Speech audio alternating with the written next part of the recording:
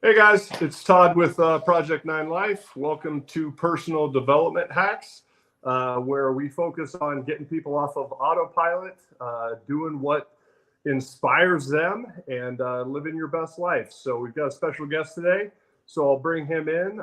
His name is John Abbott. Hey, John. Todd, how's it going? I'm good, man. How are you? Good. Thank you so much for having me on. It's a Yeah, pleasure. absolutely. It's, you and I had a chance to meet a little bit earlier, and for your young age, you've had quite a journey that, like you pack people's careers into, just a microcosm of your life. So, but Thank you. for the audience that doesn't know you or kind of know what you're working on right now, why don't you go ahead and introduce yourself and let us know? Yeah, so I'm 24 years old. I grew up in Phoenix, Arizona. I'm still in Phoenix, Arizona. My freshman year of college, I went to GCU for cinematography. So big dreams of being a cinematographer, whether that was in the marketing space or Hollywood or whatever it was. I just loved the craft. A little ways through first semester, I turned in a project that had a lot of special effects and all this stuff and stuff we hadn't learned yet that I just taught myself on the side. And my professor pulled me aside and was like, "What are you going to do with this degree?" And I told him, I said, "Well, ultimately, I'd love to own a production company, whether that's doing films, documentaries, or marketing services. I would love to be in that space." He goes, "Just do it right now." I was like, "Oh, okay." I don't know if he fully meant this, but I dropped out of college, and um, I certainly don't want to go around saying necessarily that he fully blessed that, but he hinted at it, and so and I could not be happier that he insinuated that. It led to some really cool stuff, which we'll get into. So I just went hard. What would have been my second semester, I stayed in school, but I didn't go to any classes. I just kind of enjoyed the housing situation, the networking. A few months later, my business partner and I did we got the company up and running. We did some commercial work for Hilton. We did a bunch of projects for local businesses, and I started working with some small startups doing marketing stuff. So then I kind of shifted gears and was like, okay, I know how to produce video stuff. Let's learn some of the marketing side of this and figure out why I'm going to do certain things on the video production side that is going to help this business, right? So I kind of dove into that. That led into me actually shutting down the production company and working as a marketing director for a small, we'll call it umbrella corporation in Phoenix. They owned a lot of different types of businesses. So I oversaw all their marketing operations. That was when I was 19. I did that for about a year. And then I got pulled over to a nonprofit in Phoenix. I did the same thing, just oversaw marketing and operations stuff. And then I kind of shifted gears to a completely different industry. A dream I had had since I was a kid was to be a musician. Music was a huge part of my family. Actually, my brother, when he was an infant, we thought he had heart issues because he was kind of murmuring, making these weird noises. And we took him to the hospital, and there was nothing wrong with him. He was just humming because my parents would sing to us all the time. So it was a very musical family. So I went full on while I was in college. I made a friend who still to this day, one of my best friends. He's a part of some of the projects I'm doing now. Prodigy music producer. So he walked me through and taught me how to produce music. And so I had like a 1.5 year stint as a full on musician. And I applied a lot of the business stuff that I had learned in marketing and operations to the music business. And within a 1.5 years, 2 years, I had done 3 record deals, over 1 million streams. At one point, I had like 50,000 monthly listeners on Spotify. Did a couple shows. It was a great time. And right when I kind of hit that peak where it was like, I get to choose now if I do this for a living or not. I was very blessed to have that decision. I had booked a huge music festival in Toronto for March of 2020, which I'm sure you can all imagine why that didn't happen. It was a rough time for any industry. But yeah, I had the opportunity to just do that. And my friends to this day kind of, I are mad at me that I didn't. They all thought it would be really fun if I was doing that, but I chose not to. And I think the piece that came with that decision came because I knew if I just kept going, it's there. We're already there. So that was kind of a cool pivot back to what I really know and love, which is business, the strategies, the processes, and the game that it is. Since then, I worked in real estate for a few years. I got my license, and my first 6 months as an agent, I did like 3.5 million in volume, not commissions, in sales. Right. Have to preface that, not out here claiming to have raked it in like that in 6 months, but it was a very, by industry standard, it was a very successful first 6 months of a real estate career. And I did that partially for the money, but also partially I wanted to learn how the industry worked. I've been in real estate in some form or another since then. I do tax lien investing personally. My wife and I do. And then I worked at a brokerage as their kind of operations officer, setting up operations, scaling, hiring, training, doing all that stuff.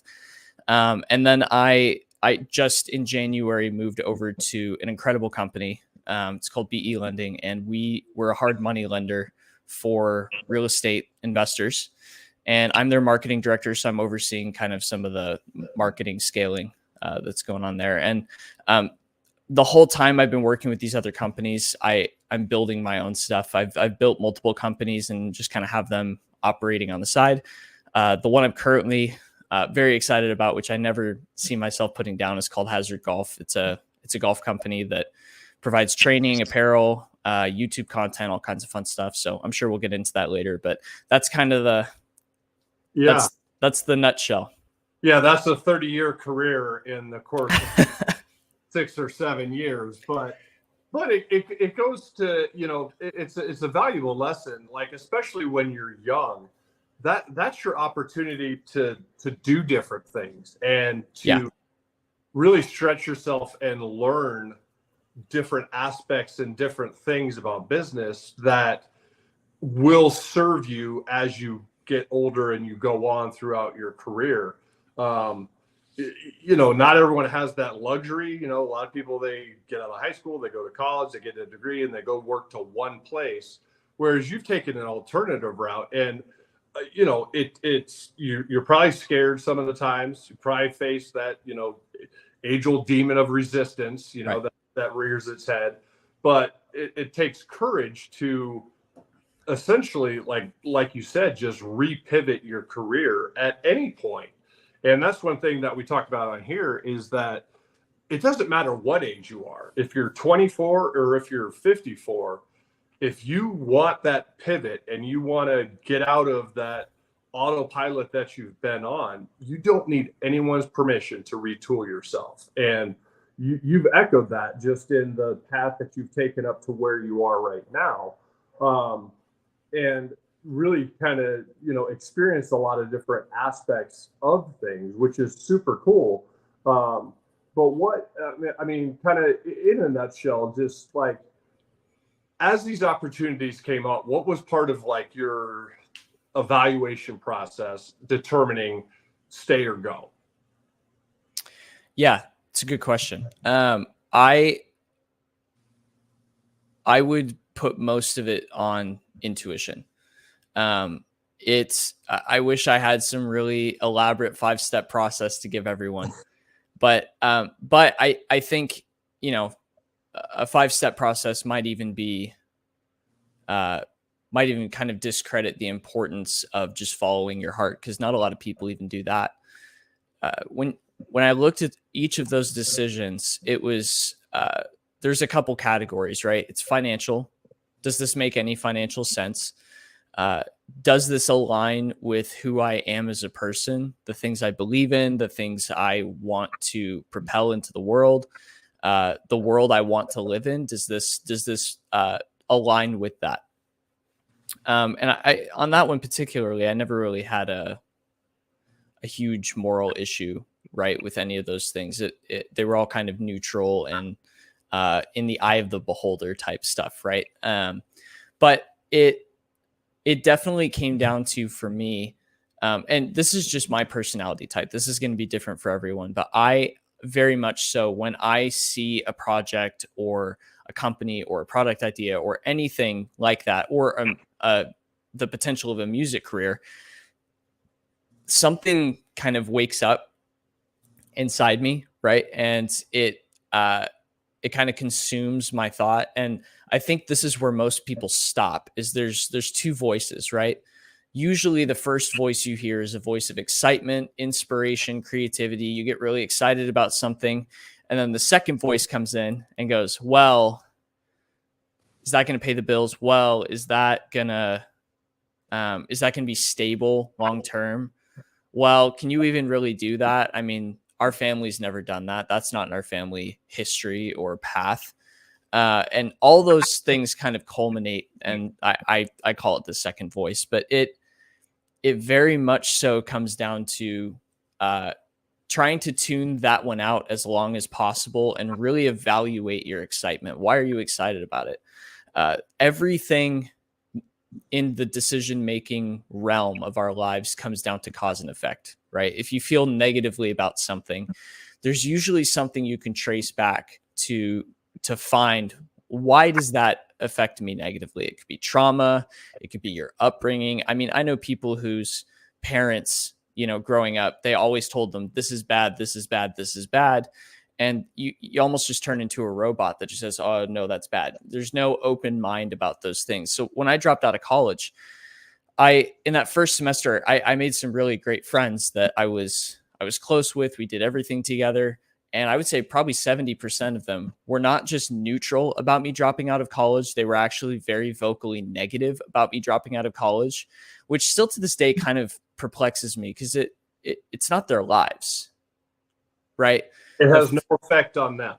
Zero. And to the extent I moved into a house across the street from college, I was still as involved in their lives as I was before. It's not like I disappeared and left friendships on the table. I mean, nothing changed for them. And so everyone has something that they can trace back to that affects their decision making, or at least their initial reaction to something. So when my professor said, hey, you should drop out and do this, my first reaction there was probably the most neutral, kind of scary decision that I've made, only because I was still feeling the excitement of just getting to college, just starting to connect with people, just starting to build relationships. It was my first taste of independence, as it is for most people. So I was battling those positive emotions in that decision, where it was like, okay, well, to me, it seems better to just stay in college. There's this community, there's, resources, there's all these different things. But once I kind of sifted through those things and started processing, okay, well, what are the positives of me dropping out of college? And I started looking at it as more independence. I wasn't, and I'm not trying to make some like bold statement by this, but there was no institution controlling me. There was no, I had creative freedom. I had time freedom.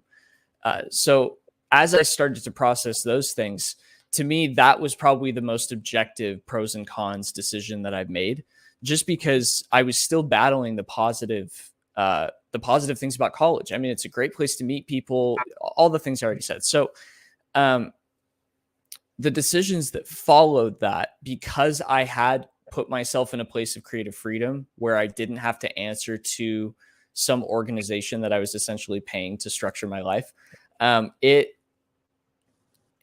it removed the fear. And the advice I give most people when they're making decisions, a lot of friends, when they come to me and they're like, hey, I don't really know what I want to do here. Like, what's this? What's that? It's, you need to try to structure yourself in a place of free decision making. And so I have a buddy who's just getting into a new business venture with AI. Super cool. My caution to him was, you need to do this in a place. If you're going to do this, do it in a place of, this is a new technology that's not going away anytime soon. I don't know if we've seen a technology shift like this since the car was invented or the internet was invented. I mean, it's a huge shift. Yeah. So this is going to be relevant for a long time. It's a skill you're always going to have, and you're probably going to be glad you have it.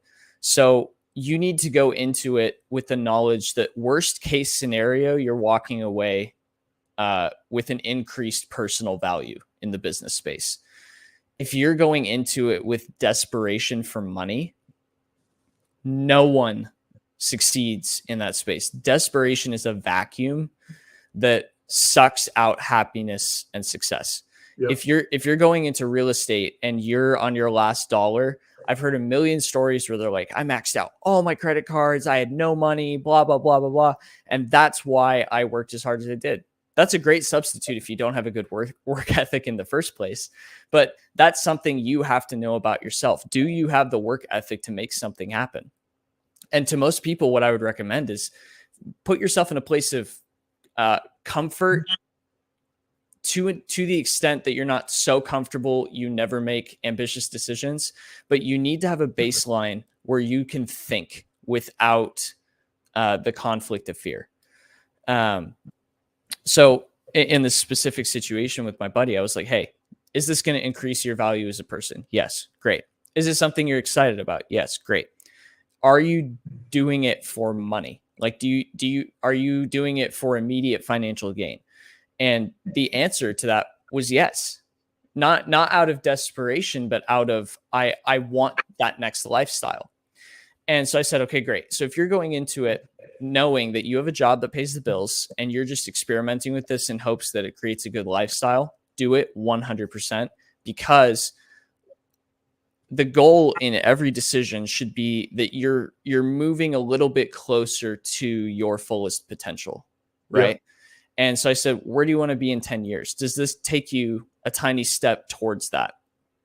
Not that your 10-year goal is to be an AI expert, but if your 10-year goal is to be a millionaire, you're increasing your personal value a little bit.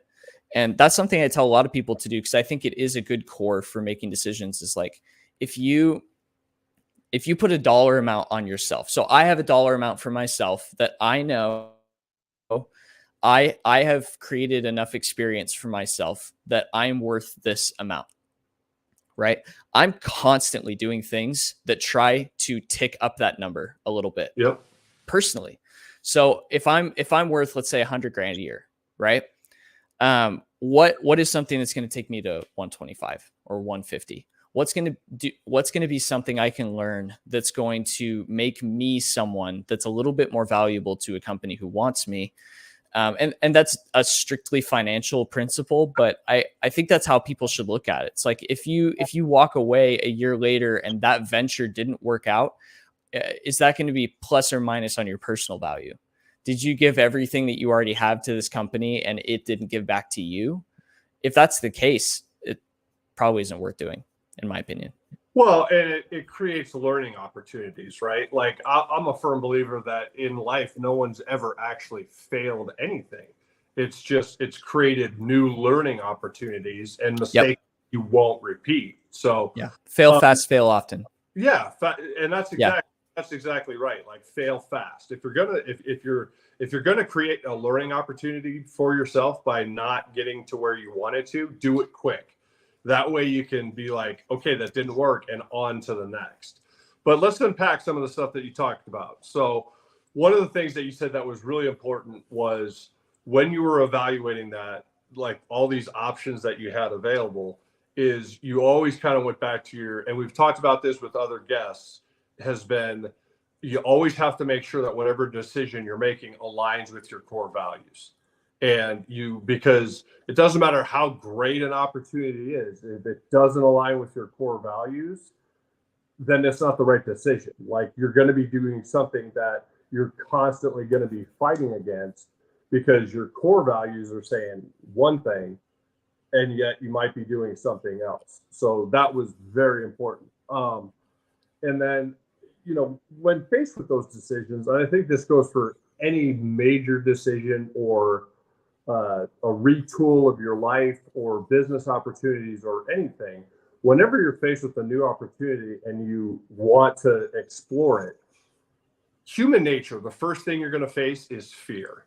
It's going to be every time. Okay, hold on. This is new. I'm doing something that I'm kind of is It's new, it's AI, it's a golf company. So you face that fear. And then it comes down to one of two decisions where it's like, okay, if I try this, because you're making the decision because you're comfortable, but you want more, right? And Correct. that's why you're looking to it. So that says that you're not unhappy, but you've got some level of unhappiness with where you're at. It doesn't have to be like, I hate my job or I hate whatever I'm doing. It can just be like, I'm getting a little bit too comfortable here and I want more. And so as those opportunities come up and you face that fear, your decision becomes, if I try this and it doesn't work, what's going to happen? Oh, that fear of failure. Like, what if I do this and it crashes and burns and I'm right back to where I started and stuff like that. And I always kind of say, well, why don't you take the opposite tact and look at it and say, what if I try this and it works? What does that actually equate to in my life? Because unfortunately in society, what happens is people they'll face that and they'll decide not to do it. Mm-hmm. And what life do you go back to? The one that you said you're already not happy with in some way. And now you're going to be even more unhappy with it because you feel as though this time that you spent on whatever that is wasted.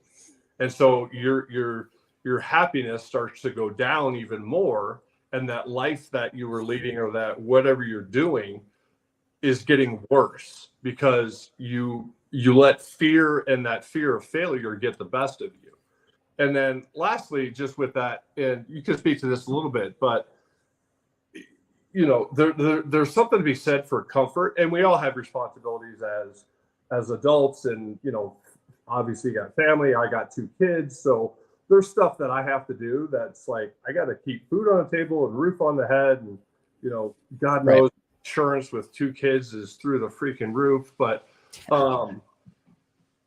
so there's a comfort level with like creating an opportunity and stuff like that. But people need to understand that you don't grow when you're comfortable. You grow when you're uncomfortable. And you have to put yourself in those situations to, if nothing else, to test yourself and see like, okay, if I do this and I give this my all, like it's going to be uncomfortable, but where could it take me? And, having that evaluation kind of side by side, which, you throughout your brief but ventured career, you faced a number of different times kind of just facing that and going through that, right? Yeah. Multiple times. And last night I was talking to my wife and I told her, I feel a little too comfortable right now. And I said that I saw a video yesterday. This guy, he went and saw Joe Rogan at his new comedy club when it first opened. And Joe did a set. And he said he was shocked that it wasn't funny because Joe was trying a new style of routine for him, and he hadn't quite figured it out. And his takeaway from that was the greats are always putting themselves in a place of uncomfortability, testing new things. And I think this even loops back to the decision-making conversation. The best combat to fear and aid of growth is curiosity. Yep. If you can become a genuinely curious person, which is something I think we've completely lost in our culture, at least in America, and not to get too much into the scene as a country, but our culture's kind of built us to be non-creative, non-curious people. Even just the way that school works. I mean, it's like we're going to put a set of facts in front of you. Your job is to memorize those facts and regurgitate them to us on a test, and that's all we learn. There's very little room for curiosity in the classroom, at least in the developmental stages of elementary school, middle school, high school. And curiosity is what has propelled me through these decisions where it's like, and this kind of touches on what you said. I wonder if that could work. I wonder if I build this golf company that has the same, I mean, it's all the same, right? It's polos, it's fun patterns, it's golf balls, it's all the same. I wonder if I made it more focused on community, if that would resonate with people. I wonder if my personal understanding of what human beings crave would benefit this company in marketing. I wonder. That curiosity is going to be the spear point that pushes you through fear, because if you're genuinely curious, everyone's afraid of the unknown, and the unknown is solved through curiosity and investigation. So I think at a core level, curiosity is really the only combat to that. And I don't know. It's hard to develop curiosity. I think it's something that you kind of, I don't want to say you have or you don't, but it doesn't come without some effort. I think people need to stop being so willing to just say, yeah, that sounds good. You know, Yeah. I mean, I could come on your show and give a completely scripted lecture about the existence of aliens and everything that is going right. It's everywhere. Like, it's hard to escape right now because of all the hearings. But I could come on here and tell you just about everything that I've experienced with aliens, and that, you know, I have one living in the room next door, but I can't show you because it's classified. And you know, whatever you can say a narrative, a story, a fact, this, and people just go, yeah, okay. And I'm using that as an example because it's at the forefront right now. But I mean, that's true with everything, right? It's have you seen Oppenheimer that just came out? I haven't yet, so don't ruin.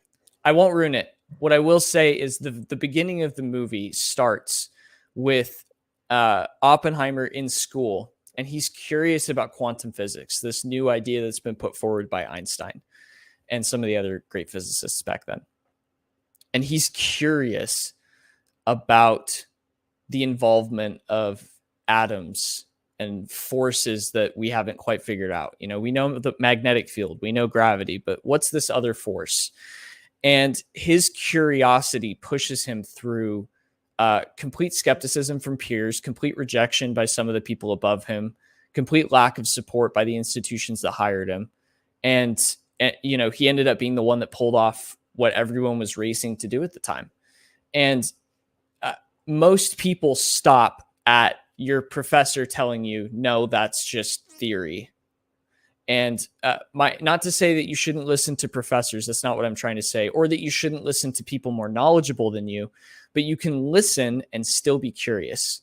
Yep. And still double check and still pursue. And I think that's the thing that people need to be uncomfortable about, is just being told things. And that's personally what I've experienced has helped push me through some of that stuff. And I've noticed it becoming less and less and less of a natural thing that people just have.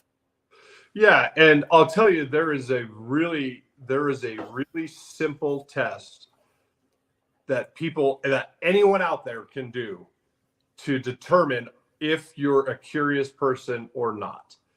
And it's very simple. Do you like people watching? Because if you do, you're curious. You're looking at like people's mannerisms, or wondering what they're talking about, or, you know, yep. Did they look in the mirror before they came out with that outfit? I mean, whatever it is. Right. Being observant.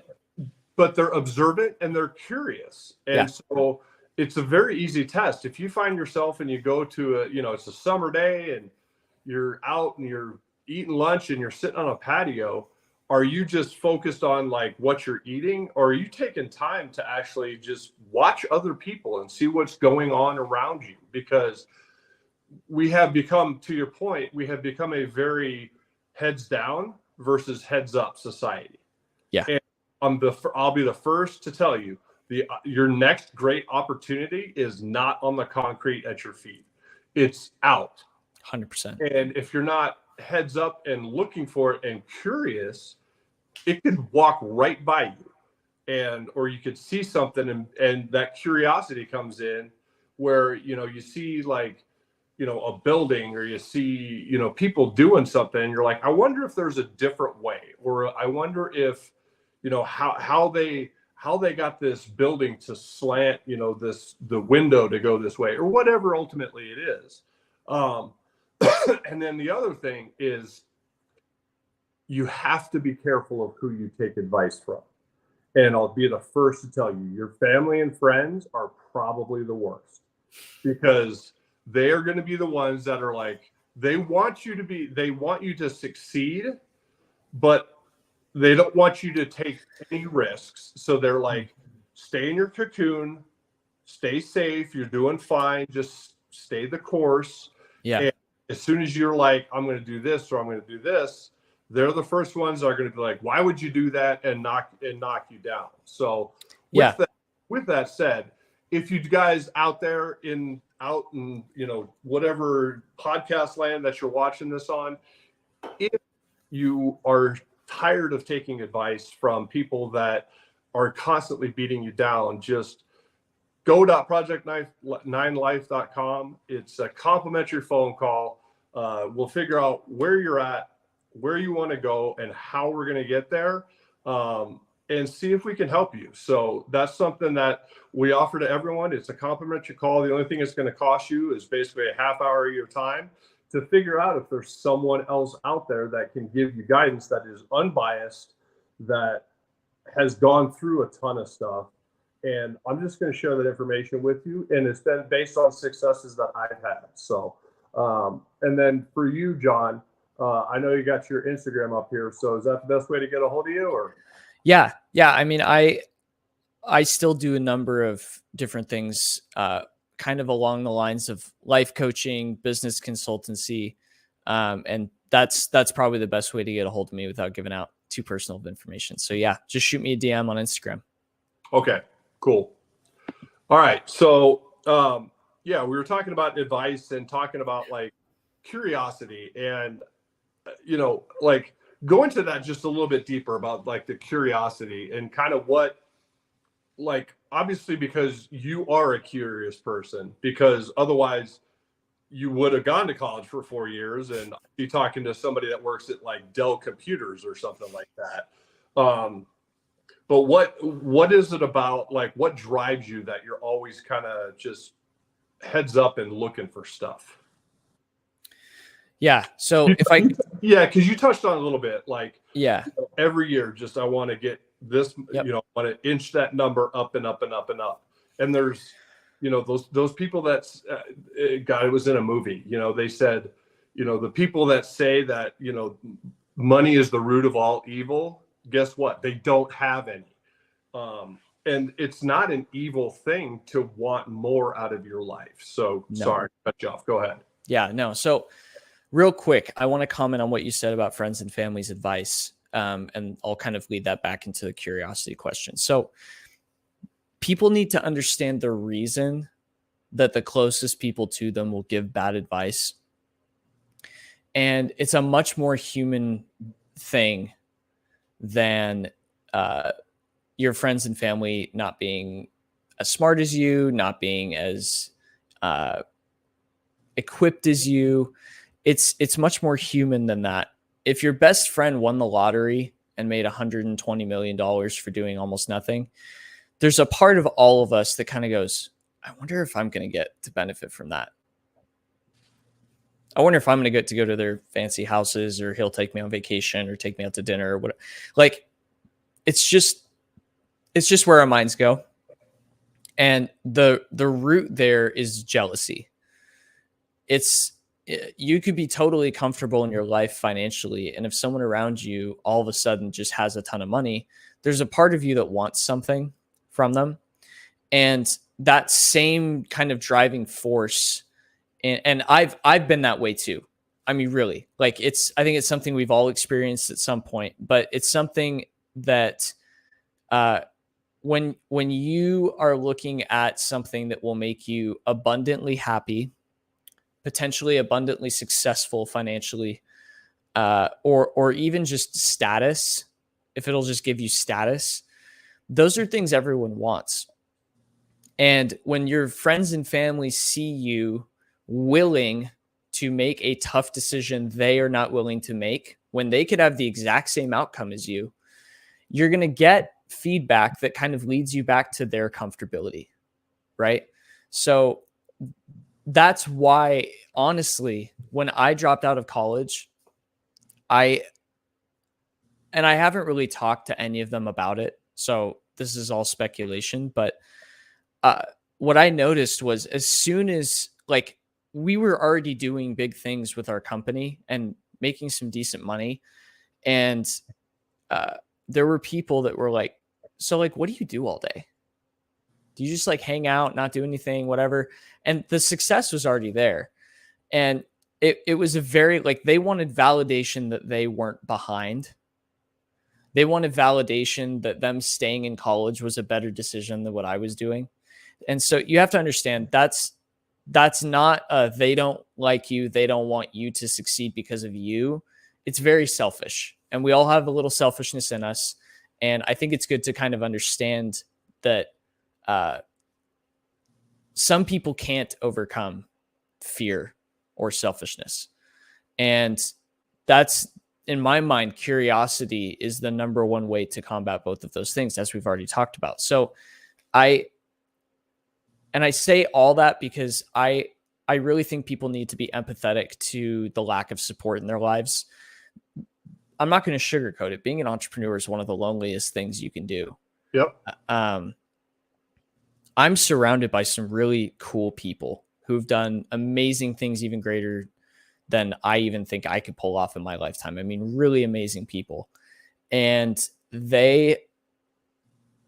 I still feel loneliness. I'm married. I'm surrounded by people that are entrepreneurs. Why do I feel lonely?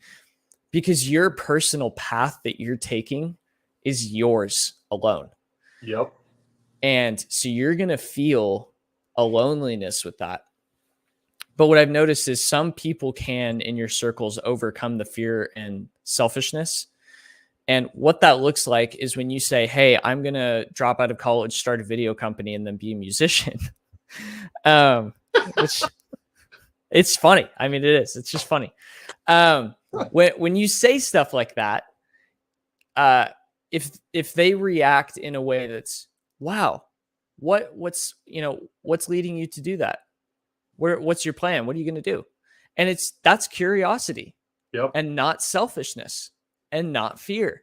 I was super blessed that my dad has taken a ton of risk in his life. He's an entrepreneur. So when I was making those decisions, my immediate family was actually some of the only people that were supportive of it. And I was super blessed by that. But even if they weren't, it wouldn't have stopped me because I'm stubborn. Stubborn is kind of the spearhead for my curiosity. It's like, I'm not going to stop trying to figure this out until I have an answer, even if there isn't one. Right.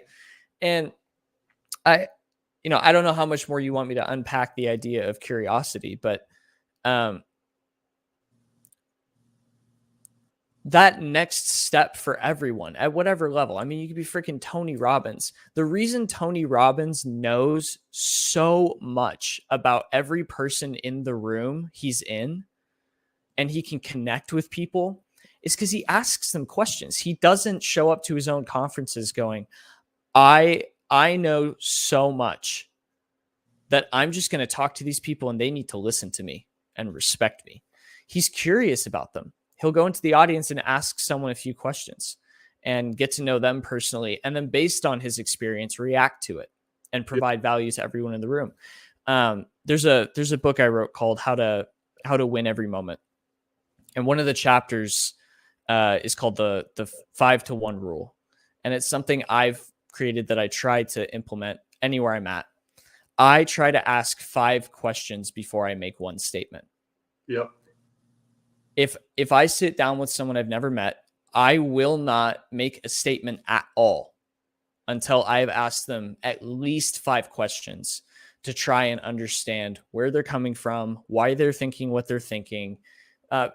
Because to do otherwise would kind of be foolish. I mean, you can go into a meeting where you're totally in a place to to make the statement immediately. I mean, someone could hire you for your expertise and you go in and, let's say I'm consulting with a coffee shop and they want to drive more traffic, but, I go in and their front desk or kiosk person just looks really grumpy and sad or whatever it is. And I go, oh, well, you just need to work on your front of house presentation. You need more, excited people. I could go in, they're paying me for my opinion. I could go in and just say that because that's my first instinct, but that would be foolish still. So, I would go in and say, okay, so what's the main feedback you've gotten from customers? What's your best selling item? How much you sitting down with your work crew and making sure they're all ready for the day and have what they need to succeed to sell your product. It's a much more empathetic thing to do that, even if you're right. Like I could ask 20 questions and come down to, okay, this is a personnel issue. You've hired someone who's not fit to be the first person your customers interact with. I could be right, but I need to know why I'm right as much as I need to be right. And Right. So curiosity isn't just a kind of magnetic pull that you feel where you're like, I wonder. It's an active measure you have to implement to know that you don't know everything. And even if you do, you need to show the people in that room that you are as willing to learn about them as you are to tell them why they need to do certain things. Otherwise, you'll never gain trust. So it's not just a personal exploration thing. It's a trust thing. If people see that you're curious, they're going to value your opinion way more. That's why Joe Rogan is unstoppable, because even stuff he's well educated on, when an expert comes in the room, he asks them how they grew up, what their background is, why they have developed the opinions they've developed, how they came to those conclusions. He might know all of that already, but he's asking, and he's very naturally curious about these things. And to the extent that everyone who's also curious resonates with that and trusts him as an interviewer, right? Yep. So it's an insanely powerful tool that people, even if you're not naturally curious, that's why I made it a rule that I talk about in the book. Is it's like, sometimes you just have to be taught how to implement certain things, right? People need a structure to stick by to awaken that kind of desire in themselves. Yeah. And you're right. Because even if it's not like, you go into a coffee shop because you were hired to figure out how to increase their foot traffic or whatever. But even if you just walk in and the first person that you meet is the grumpy person, you might want to just be like, hey man, you doing okay? Or, and find out what's behind. Empathy. Yeah. And empathy. Just, because if you jump to that conclusion, and you walk straight in, you see the grumpy person, you walk straight to the guy that hired you and you go, your front of house he's grumpy. And then afterwards you find out that, he just went through some disaster in his life or something personal going on. And he's actually, every other day that he's in there, he is like the most vibrant part. The most vibrant part. But that's where, that curiosity, and that's where the people watching comes in. Mm-hmm. And it is like something I've discovered just over the last, 8 years or so, since I kind of launched into this new portion of my career, is people are so willing to talk if you just ask them questions and give them the opportunity. I have met some of the most amazing people in the most random places. When I'm out going for a walk, in the grocery store, at Target, at the gas station, stuff like that, and it's just, you just start by asking questions, and people are more than willing to share stuff and tell you stuff because it's a genuine interest. Mm-hmm. I ran into a guy, this was a couple of weeks ago, and I'm at the gas station and I'm just sitting there. So I have the thing with cars, but so I'm gassing up, and all of a sudden out of my ear, I hear just like, I can hear the different sound. Right. And pulls up and he's across the pump from me, and it's one of the new Corvettes, the actual supercar. And I'm like, Yeah. I was like, dude, that is one nice car. And he's like, thanks. And it could have ended there. It could have ended there. But I started asking him, like, you know, did you get this custom? You know, that's a cool paint job. And he just started going. The next thing I know, he's telling me about how he used to have the old Corvette that was 650 horsepower, and the new one is only 500 horsepower, but because it's a mid-engine, it'll eat its lunch. And I'm just like, dude, you got the right car for you, because you know everything about this thing. And it was super cool. But like, you know, I mean, he didn't offer to give me a ride in it or let me drive it or anything, but like just having that genuine conversation, because it was something that was of interest to me, and I wanted to know a little bit about what went into his decision making, and you know, find out, you know, well, it took him a year, and he picked all the colors, and you know, it was an idea on a, you know, sketchboard or whatever that they put together, and he designed the whole thing top to bottom, and it took him a year to build. Wow. And I was like, dude, that's good for you, man. That's freaking awesome.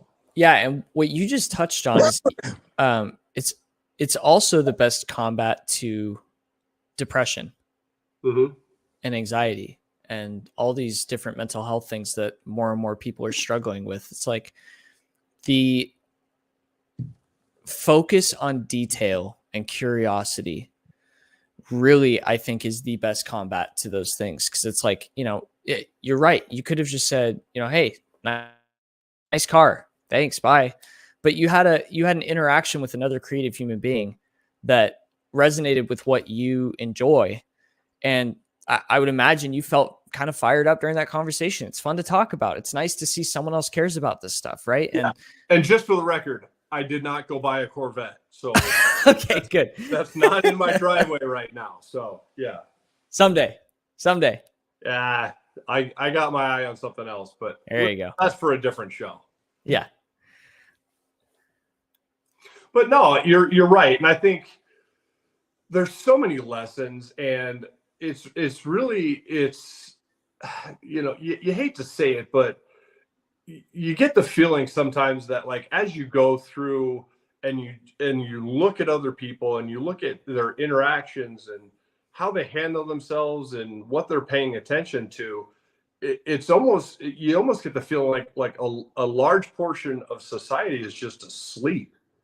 Like they're just, like, you know, they're just checking off lists: grocery store, gas station, haircut, you know, and they're just going through life because the list says that this is what I have to get done today, but they're asleep. They don't actually control and take the steering wheel of their life and say, you know what, I want to get off of this autopilot and I want to create some of this stuff for myself. And yeah, I do think there's, you know, there's definitely like very creative types and, you know, some people that are not as creative. But even if you consider yourself not as creative, I guarantee if you start asking yourself some questions about what you do and why and stuff like that, you're actually going to find in your own little, whatever you're doing or your life, there's a lot of creativity that goes into it.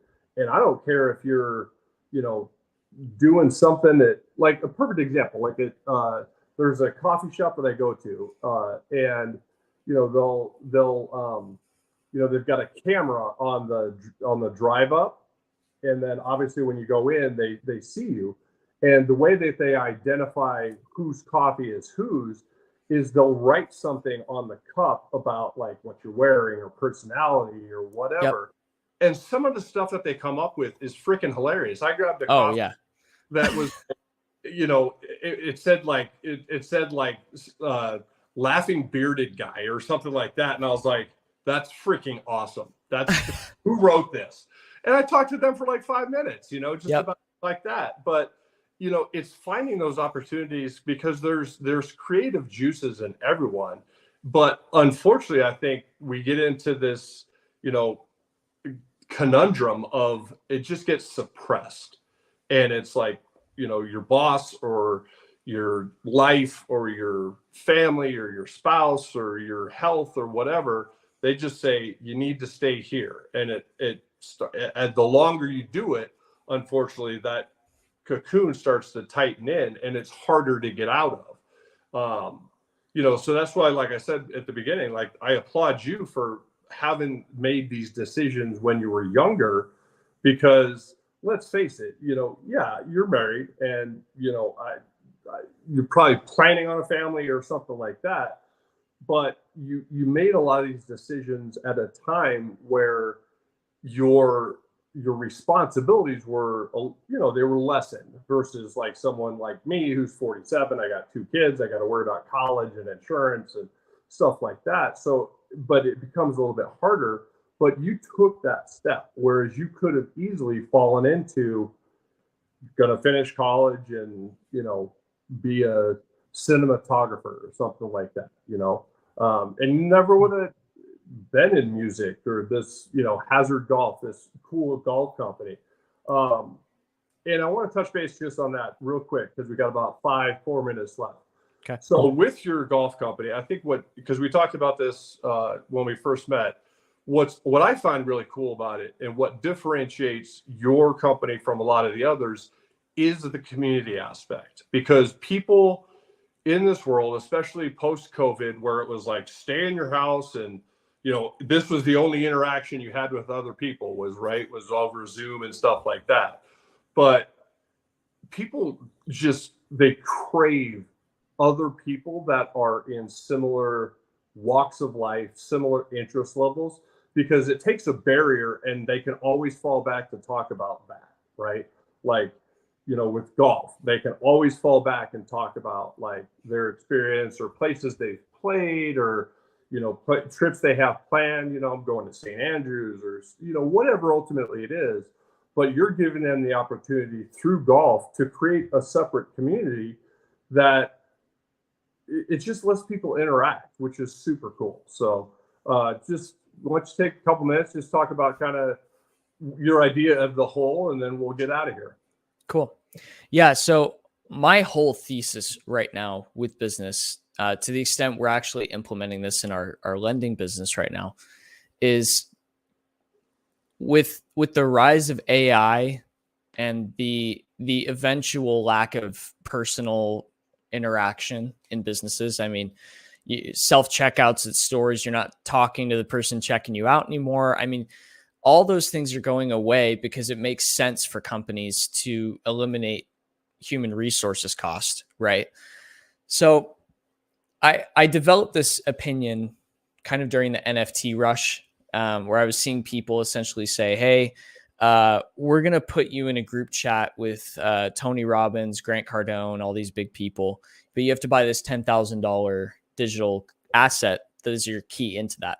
My first thought was, why don't people do that with like lamps or golf polos or like, why can't companies provide a free value in exclusivity and community, and their product supporting the company is all they have to do to get into that? Like I kind of had that thought and I was like, interesting. So I'm in the process of writing a book on the importance of implementing community into business. It's like, if that ends up being my life's work, I'd be stoked, because I think that's something that is only going to become more relevant as we become more automated. I mean, you used to call and talk to a customer service person and have real answers and real conversation with someone about a problem. And now, I mean, I think everyone feels it. It feels kind of degrading having to talk to kind of a stupid robot on the phone, and they end up just sending you to a person anyway. But we're only going to go more in that direction. So about a year ago, me and my buddies, who one of the guys is actually the guy I started the production company with back in 2017.